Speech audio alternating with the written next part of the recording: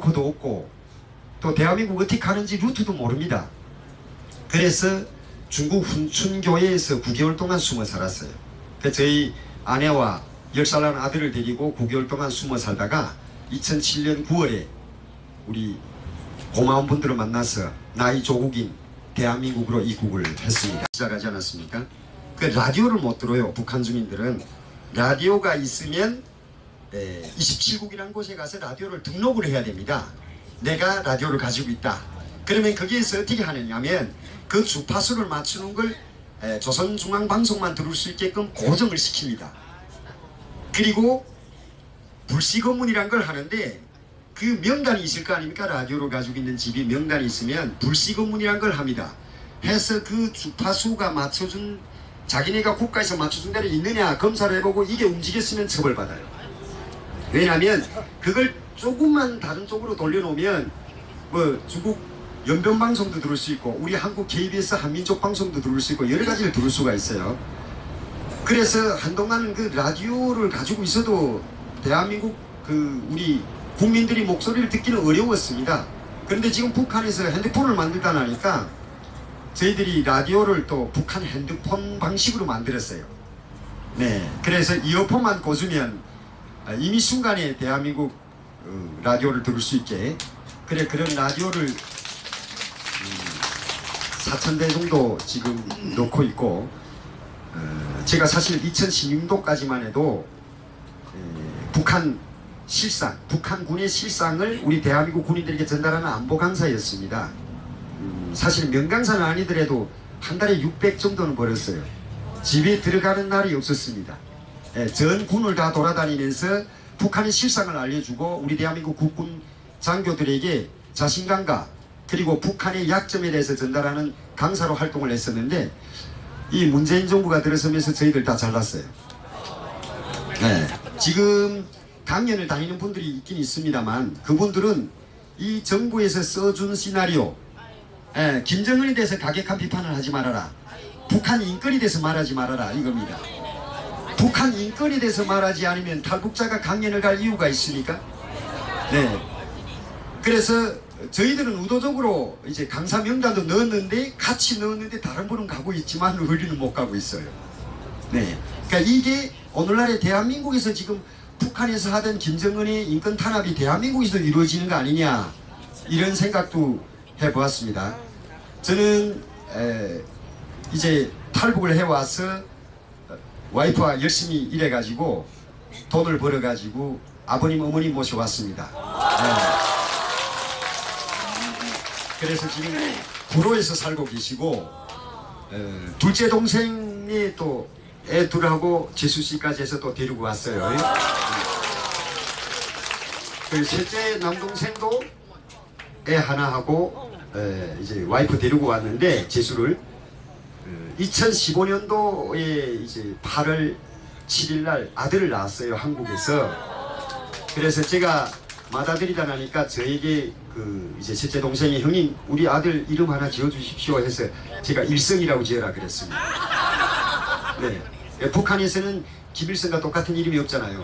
우리 대한민국에서는 당당하게 김일성이라 이름 짓고 너는 김일성은 6월 25일 50년 6월 25일 통해서 전쟁을 통해서 우리 대한민국 국민들 수많이 희생시켰지만은 너는 꼭 커서 큰아버지가 하다가 못한 북한의 인권 위해서 일하는 일성이가 되어라 해서 일성이라고 지었습니다. 그리고 막내 동생은 2011년 12월 31일 날 평양시 강동군 사교도소에서 총살당했습니다. 제가 여기 대한민국에서 반복 활동을 한다는 이유 때문에 총살당했는데 통상적으로 12월 31일이면 설 전날입니다. 북한의 감옥에서는 죄수들도 이 설을 기다려요. 왜 기다리는지 아십니까? 설날에는 지키는 개호원들, 우리로 한마디로 보안원들이 먹다가 남은 음식 찌꺼기라도 설날에는 잘 들어온다 그겁니다. 그런 동지자들이 심리를 딱 이용을 해서 12월 31일 날 영하 28도 그냥 홀몸에 제수복을 입혀서 공개 총살을 했습니다. 네, 그래서 제가 지금 하는 활동이 많은 분들이 뭐 동생의 원수를 갚자고 그러느냐, 물론 그것도 있겠죠. 저의 머리카락을 건드렸는데 제가 용서가 안 되고, 제 동생 같은 그런 죽음이 북한에서는 뭐 매일 일어나고 있다 그겁니다. 그러니까 더 이상 동생처럼 저런 억울한 죽음을 당하지 말게 누군가는 이거 목숨 걸고 해야 되겠다.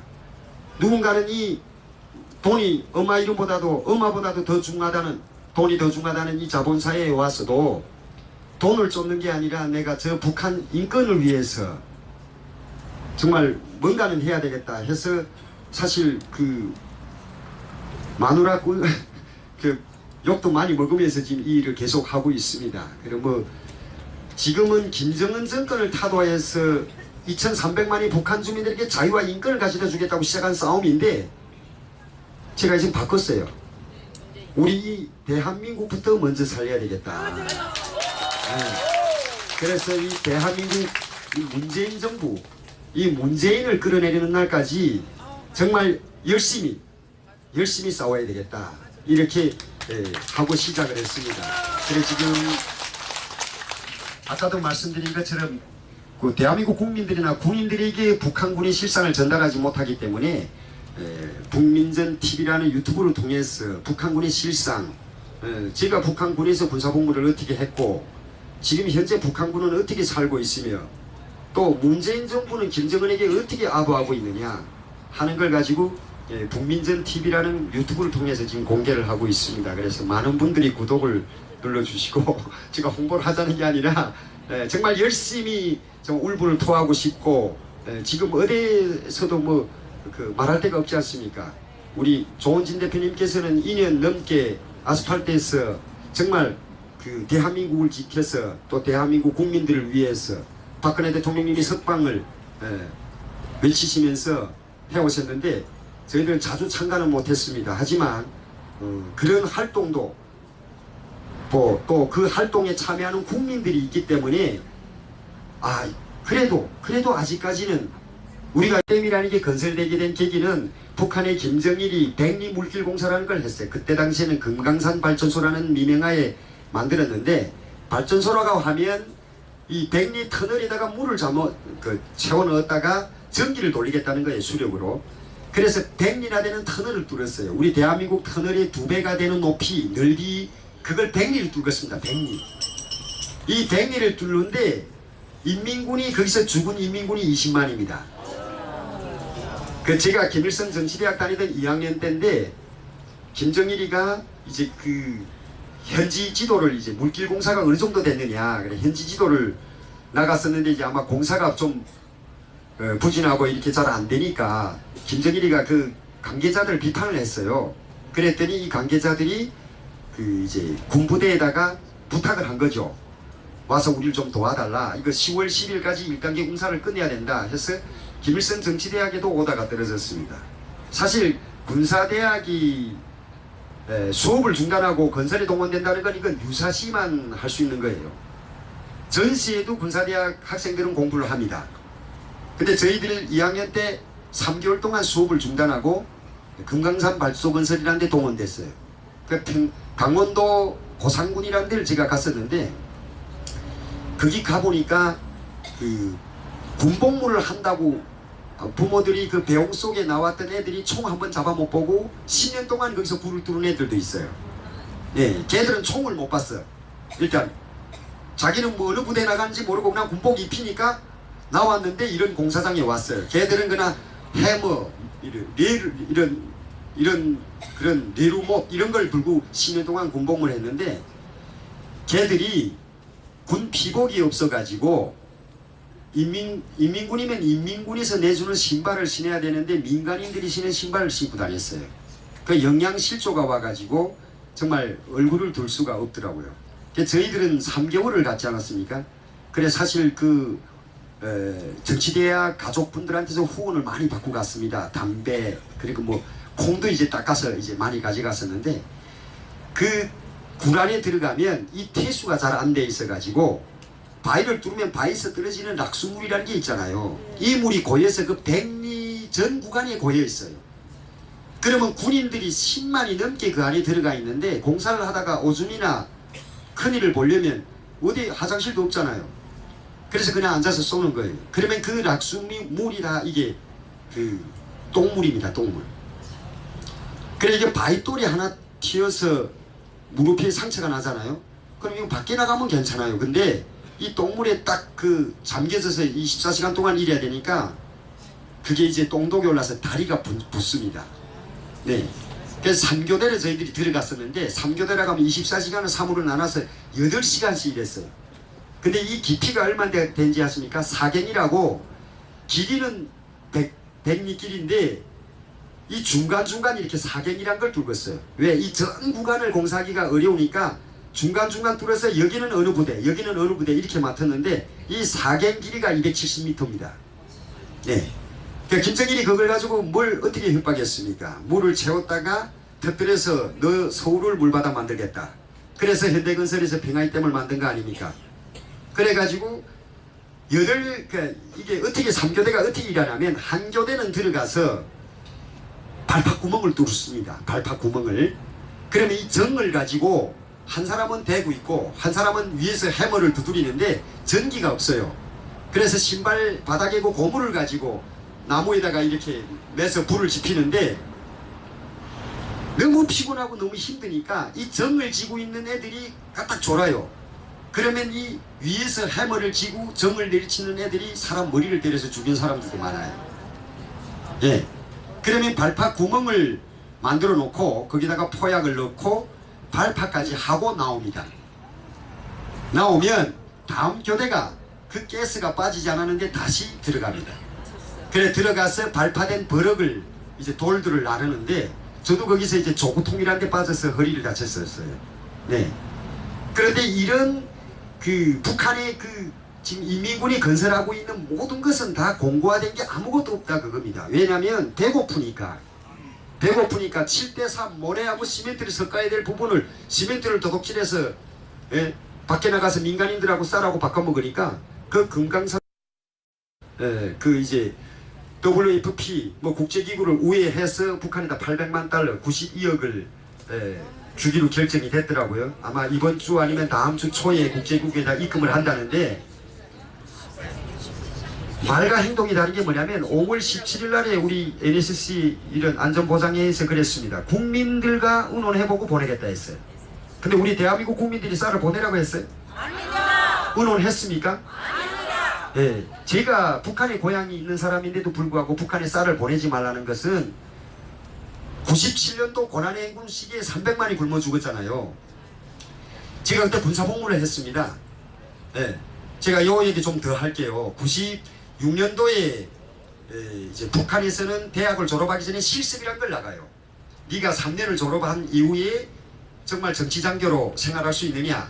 그래서 실습을 3개월 나가는데 96년도에 제가 실습을 나가게 됐습니다.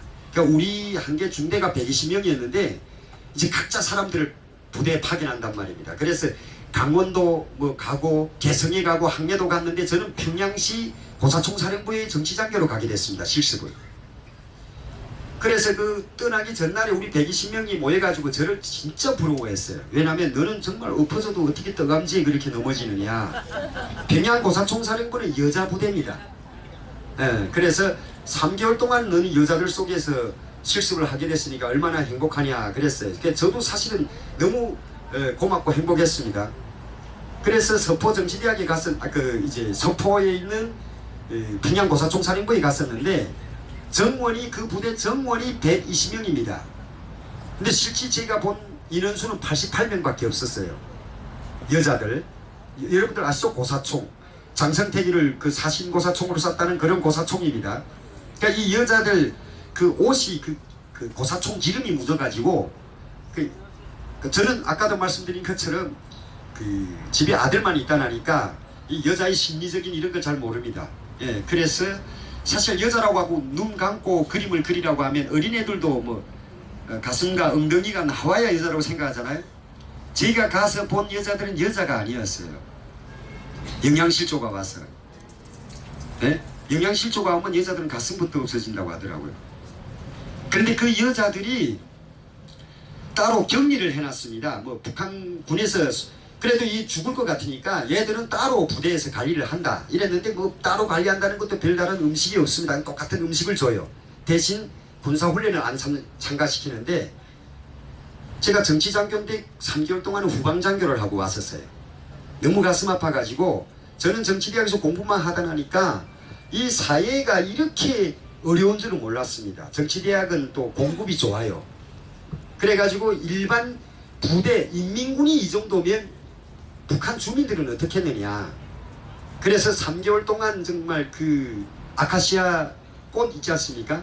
맛있어요 그것도. 네, 그걸 뜯어다가 소금에다가 이렇게 해서 반찬도 해주고, 네, 민들레를 뜯어서 정말 가져다 주고 이렇게 3개월 동안 했었는데 군사복무를 1년 한 2003년도 93년도에 입대한 강숙이라는 애가 있었어요. 항해도에 집이. 그 얘가 군사복무 1년 딱 했으니까 제가 93년도가 아니라 95년도에 입대를 했는데 제가 96년도에 실습을 나갔거든요. 근데 이제 걔도 영양실조가 와서 그 이제 격리를 당한 겁니다. 그래서 제가 그 돼지고기하고 군사복무를 하던 전 부대에 가서 군인들에게 부탁을 한 거죠. 실습을 나왔는데 애들 정말 눈 뜨고 못 보겠다. 그러니까 쌀하고 고기를 좀 달라. 그래서 가지고 와서 삶아서 줬어요. 와서 먹으라고. 그랬더니 그 강숙이라는 이름도 아직도 기억하고 제가 그 편지를 아직도 가지고 있는데 강숙이라고 그 항해도 사리원이 고향입니다. 근데 군대 나온 지 1년밖에 안 됐는데 이제 그 흰 잎쌀밥에 돼지고기 앞에서 다른 애들은 다 정신없이 먹고 있는데 안 먹더라고요. 그래서 왜 안 먹냐 물어봤더니 아 이거 정치돈 동지 이 고기를 저희 고향에 좀 보내줄 수 없습니까 그러더라고요. 북한 우리 대한민국처럼 택배가 잘 된다고 하면 저 얼마든지 보냈을 겁니다. 근데 북한은 편지도 한 달 오는 곳인데 뭐 돼지고기 보낼 수도 없죠. 그래서 왜 그러냐 했더니 그 편지를 그 상위 주머니에서 꺼내더라고요. 어머니한테서 편지가 왔는데 북한에서 통상 여자들을 군대 내보낼 때는 입을 하나 덜려고 내보냅니다.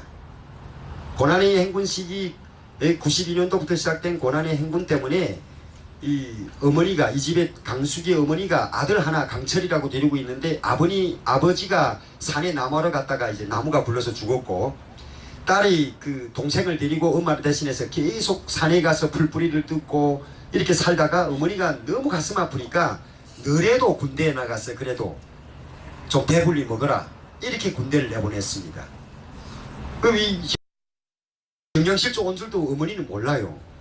근데 그 편지에 그 아들에 대해서 썼는데 너한테 지금 편지를 쓴다고 하니까 이렇게 전기도 없는 곳에 촛불 앞에서 쓰는 편지인데 강철이가 누나한테 인사를 전해달란다. 그런데 강철이가 요즘 많이 아프다.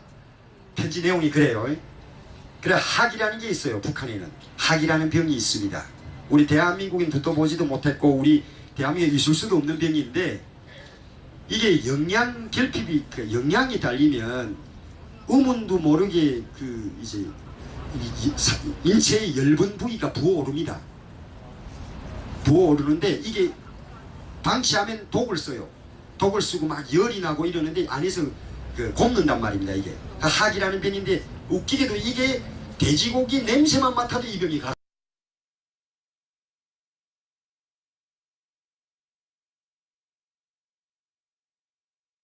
비계를 기름 내서 기름을 발라주면 바로 가라앉고 돈 좀 있다는 사람들은 돼지고기를 바로 먹이면 바로 가라앉고 돈 없는 사람들은 돼지고기 굽는 주변에 가서 어성어성 거린다 그럽니다.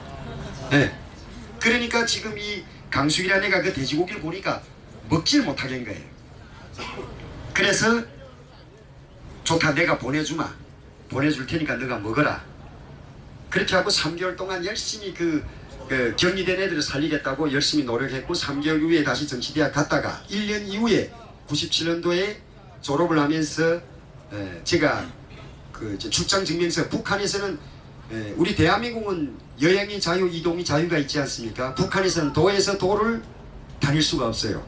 국가에서 승인한 증명서가 있어야 됩니다. 그래서 저도 출장 증명서를 3년 동안에 그 정치대학에서 했으니까 졸업 휴가로 양강도로 가야 되는데 두 곳을 뗐습니다.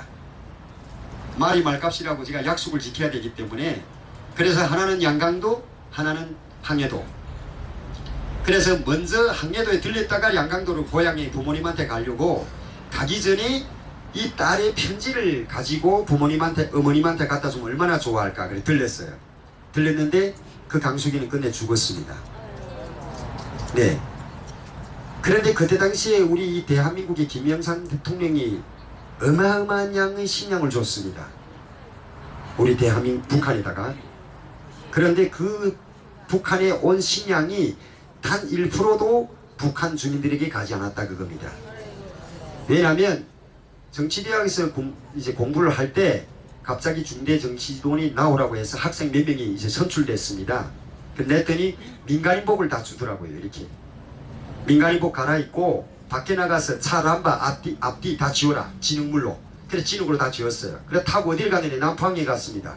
갔더니 그때 노란 지대에 대한민국이라고 쓴 쌀이 그냥 그 항에 꽉 메었어요. 그런데 그때 당시에 배고파서 북한 군이 100만이라고 하는데 100만 중에 배고파서 탈영한 군인들이 몇 만이 되는지 아십니까? 12만 13만 됩니다. 탈영한 군인들이. 네? 이들이 335 모여가지고 동네에 다니면서 도적질 했어요. 왜? 배고프니까. 도적질 하다가 이 지역을 다 털면 다른 지역으로 옮기다가 다른 탈영한 군인들 만나면 중대가 되고 대대가 됐어요. 얘들이 배운 게 도적질이라고 그때 당시에 무기만 지어주면 얘들이 김정일이를 향해서 반기를 들 상황이었어요. 그런데 그 쌀을 김정일이는 북한 군인들이 탈영한 군인들이 돌아오는 데다 다 썼다 그겁니다. 이민군에다가 푸니까 탈영했던 군인들이 다 돌아왔어요. 이미 96년도 97년도 김정일 정권이 끝나고 오늘날 김정은까지 오지 않았다 그겁니다. 그런데 이걸 만들어준 게 누구냐? 김영삼, 김대중, 노무현이다 그거예요. 우리가 북한의 핵 위협에 살고 있는 거, 저는 문재인이 싫어서 대놓고 없는 말을 하는 게 아닙니다. 저는 진짜 체험한 거예요. 고향에 쌀을 보내면 얼마나 좋겠습니까? 내 친척들도 먹을 거 아닙니까? 그런데 왜 저희들이 결사반대를 하겠어요?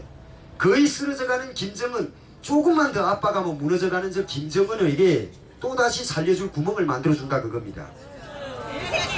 네, 그러면 2300만의 북한 주민들은 또 정치범 수용소에서 국경을 넘다가 얼마나 많은 사람들이 맞아 죽고 얼어 죽고 굶어 죽겠어요. 그래서 문재인은 어디 가서 자기가 인권 변호사란 말을 하면 안 됩니다. 진정하게 인권을 위한다면 북한 주민들을 위해서 정말 그들이 가마에다가 쌀을 넣어서 정말 한 밥상에 가족이 앉아서 웃으면서 숟가락으로 퍼 먹는 게 확인이 가능하면 줘라 그겁니다. 그 우리 대한민국 국민이 혈세를 들여서 지나 치나내고 뭡니까 이거? 그 우리 수많은 국제사회에 나가고 대한민국 언론이나 이런 데 나가서 얼마나 호소를 했는지 아십니까? 보내지 말아라. 북한에 쌀을 보내고 싶으면 우리가 더 보내고 싶지 않겠냐. 근데 우리가 왜 보내지 말라 그러느냐. 우리 대한민국 국민들 북한의 김정은 정권의 위협 속에서 핵 위협 속에서 우리 빨리 벗어나고 싶다. 나는 이 대한민국 공산화가 되는 거 정말 싫다. 그러니까 보내지 말아라. 그렇게 간곡히 부탁을 했고 호소를 했음에도 불구하고 끝내 이제 결정이 됐더라고요. 오늘 여기 나오기 전에 또 이제 열변을 토하면서 그 유튜브에다 대고 한마디 하고 나왔습니다. 사실 우리 3만 5천 명의 탈북민들 중에서도 뭐 그렇게 썩 잘하는 사람이 그렇게 많지는 않아요. 뭐 인간이 사는데 뭐 결함도 있고 죄도 있겠지만은 그래도 일단 그분들이 마음은 고향으로 가는 길 우리가 하루빨리 열었으면 좋겠다. 다음날 추석은 어떻게 고향 평양에 가서 쉴 수 없을까? 다 이런 마음이다 그겁니다. 물론 이런 마음을 우리 그 1세대 분들 145태 시기에 들어왔던 우리 실향민 가족분들도 얼마나 기대를 하고 기대를 하다가 이제는 많은 분들이 돌아가셨잖아요. 이제 다시 우리도 그걸 기다리다가 돌아갈 수가 없다 그겁니다. 죽는 한이 있어도 우리 손으로 저 북한을 열고 우리 손으로 저 김정은 정권을 정말 떠받들고 있는 여기 대변인 문재인을 끌어내리고 우리 손으로 대한민국을 진정한 자유민주주의 국가로 만들고 싶은 게 저희들이 심정이다 그겁니다. 누가 선뜻 나서겠느냐. 그래서 제가 그런 얘기를 한 게 그만큼 감시체계가 촘촘하게 돼 있다 그겁니다. 그래서 저희들이 항상 김정은 정권을 무너뜨리는 데서 가장 중요한 게 뭐냐 이렇게 질문하는 분들이 많기 때문에 저는 그래요. 첫째로 김정은을 사살하는 게 제일 첫째 목적인데, 북한 주민들에게 그 의식 수준, 북한 주민들이 의식을 변화시키는 게다. 그 의식을 변화시키자면 이렇게 대한민국 강화문에서 문재인이 잘못하면 잘못했다고 비판할 수 있는 대한민국에는 자유가 있다는 걸 북한 주민들에게 알려주는 게 우리가 원칙이 아닙니까? 너희들도 싸워라. 너희들도 왜 가만히 있느냐. 자유라는 게 이런 거다 하는 걸 알려주는 게 기본이다, 그겁니다. 그들이 충성심으로 똘똘 뭉쳐있는 그 충성심을 무너뜨려야 김정은이를 뭐 암살하든 쓰러뜨리든 할 거 아닙니까? 예, 그래서 저희들이 항상 그렇게 강조를 하는 게 북한 주민들의 의식 변화에 모든 것을 집중해라, 이걸 말씀드리고 싶고, 5.18에 대해서는 제가 아까도 말씀드린 많은 분들, 저희 집사람까지도 그래요. 중갑바 그 5.18에 대해서 좀 예민한 문제인데 조심스럽게 다루면 안 돼? 그래서 내가, 야, 이게 민주주의 국가야.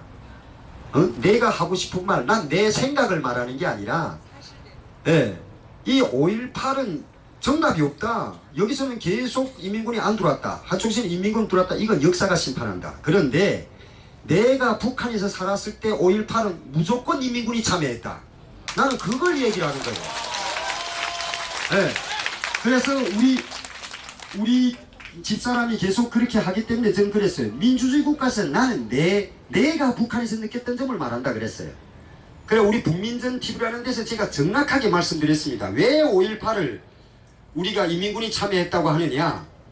그러면 자, 우리 북한에 있을 때 5.18 뭐 기관차 대 5.18 무슨 가는 곳마다 5.18을 기념하는 그 어떤 단체라든가 그 어떤 구호라든가 다 이런 게 있어요. 5.18 기관차라고 우리는 증기기관차 앞에다가 그렇게 달고 다닙니다. 근데 5월 18일이 김정일이 태어난 날도 아닙니다. 김일성이 무슨 태어난 날도 아니에요. 그럼 5.18을 왜 기념하겠느냐. 그걸 제가 그 반박으로 내가 얘기를 한 거고, 그리고 여러분들도 언론을 통해 다 봤지만은 각 도에 있지 않습니까? 인민군 열사령이라고 해가지고 누구는 몇 월 며칠을 무슨 일 때문에 싸워서 죽었다는 게 있어요. 근데 인민군 무명묘지가 있습니다. 근데 왜 죽었다는 이유가 없어요. 예. 근데 그게 갑자기 생겼어요, 80년대에. 그럼 이게 까마귀 남자 배 떨어진 거 아닙니까? 오리발 내물에도 할 수가 없다, 그겁니다. 그래서 5.18이 인민군이 안 참여했다고 주장하는 분들에게 저는 그렇게 말하고 싶어요. 역사가 증명할 것이다. 너희들 말이 정답이 아니다. 그렇다고 우리가 무조건 인민군이 참여했다 증언하는 사람 내가 눈으로 보지 못했기 때문에 그 우리 말도 정답이 아니라고 하는데, 나는 북한에 살았을 때 100% 인민군이 그때 대한민국으로 내려왔다고 알고 있다. 왜? 북한이 2300만 주민들 다 그렇게 알거든요. 무슨 대답이 더 필요한가? 여기 앉아 계시는 분들은 물론이고 많은 분들 주변에서 정말 저희들 챙겨주고 위로해주는 분들이 정말 피부로 느끼고 있어요. 그렇기 때문에 정말 이분들하고 함께라면 한때는 문재인이 들어선다 해서 저희들이 망명한다고 했어요. 근데 망명이 아니다. 그냥 죽을 때까지 이 대한민국의 아스팔트에서 문재인이 물러나는 날까지 우리 진정한 대한민국 국민들이 자유를 찾는 그날까지 싸워야 되겠다는 걸 결심을 했습니다. 이상입니다.